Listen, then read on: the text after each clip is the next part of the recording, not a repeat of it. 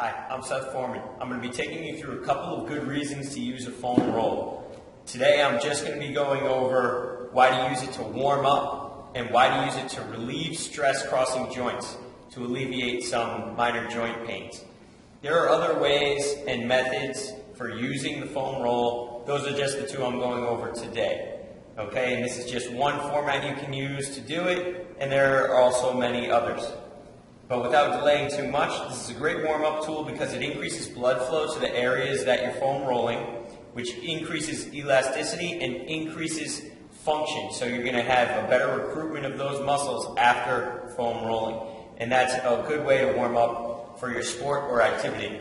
You can start on the calf, okay? Starting down at the Achilles tendon where you're near the back of the heel, and you just cross the other leg over, lift yourself up, and you start rolling, okay? What you're doing is you're looking for areas that are a little bit more sensitive, a little painful. Here in the calf, a very common area is where the Achilles tendon and the meat of the calf come together and they meet. So what you can do, once you hit an area that is sensitive, you can take a seat so you don't have to hold yourself up the whole time, and you can move back and forth in this fashion to create a little friction across the areas that are sensitive.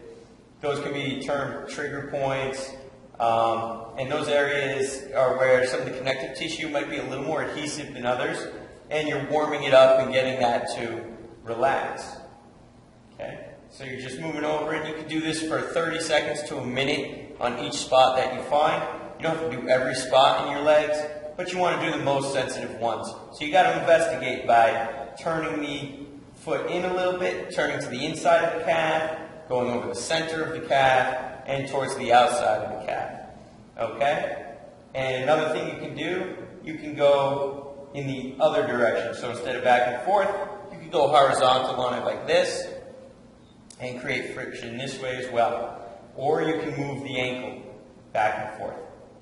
After finding 2 to 3 spots in the calf, you then move on to the hamstrings. So here, you start above the knee, and you roll to the hip, and back down. So you're rolling over the hamstrings here. Again, turning the foot out, really the leg, out, in, straight over the center. On the hamstrings, you can't really press in hard enough to really feel much pain, but you will increase blood flow, and you will increase neural activity. So, after that, you move on to the hip.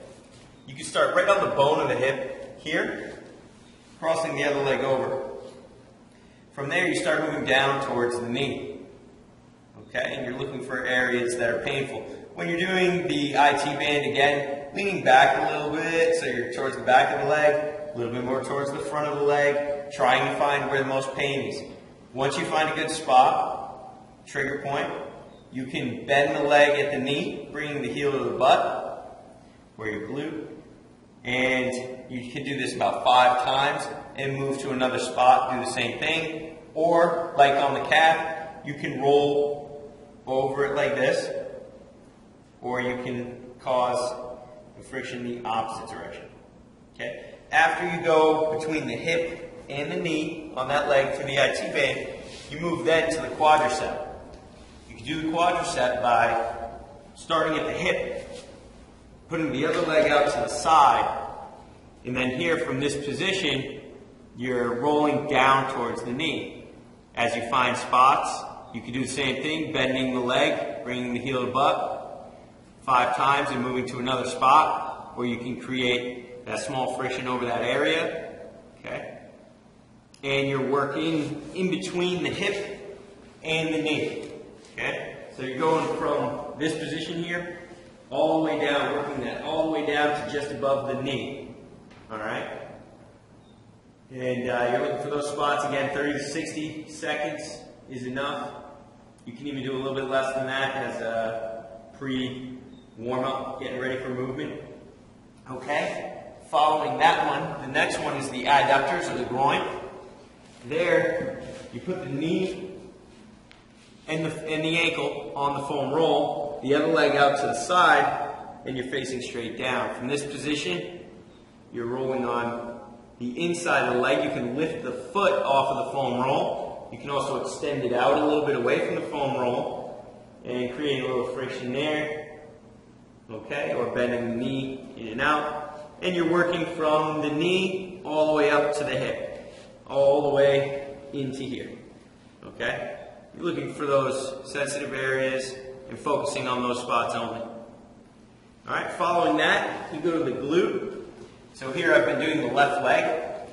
So I'm sitting on the left glute, and I'm rolling on the left glute, looking for those same areas that could be tight, or maybe that's the wrong word, some of those sensitive areas.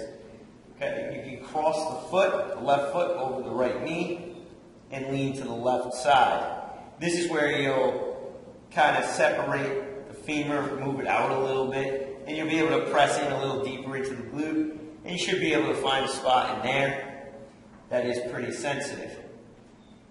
Okay, one of the best things to do if you haven't used a foam roll, or even if you have and you haven't done this, if you go through the foam roll series on one leg, so you choose your right leg, you go through the whole series on your right leg, and then stand up and walk around, you'll feel a marked difference between the two legs. Your right leg should feel much lighter and much looser after using the foam roll. And that gives you a good comparison and actual, instead of just listening to me tell you the benefits of the foam roll, it lets you experience the benefits of the foam roll. So give it a try it before your activities, and good luck.